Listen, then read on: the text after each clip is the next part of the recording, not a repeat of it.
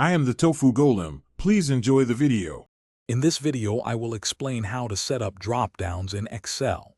First, understand that dropdowns help standardize data entry and prevent errors. They allow users to select from a predefined list, making your spreadsheets more efficient and user-friendly.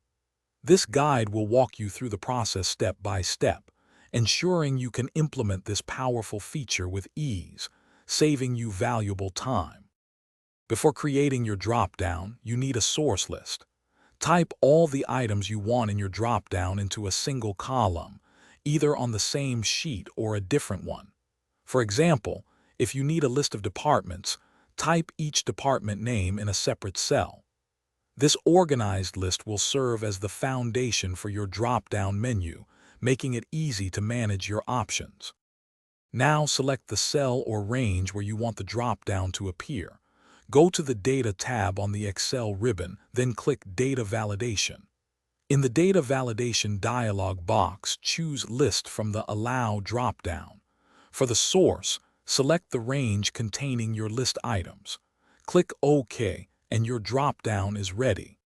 To enhance your dropdowns, consider adding an input message to guide users or an error alert for invalid entries. These features significantly improve user experience and data integrity, preventing common mistakes. You can find these helpful options within the Data Validation settings, under the Input Message and Error Alert tabs. Also, remember to check the description below for a link to the Owala water bottle and other great deals. Staying hydrated is key to productivity throughout your day. Thanks for watching. Consider subscribing if we helped you today.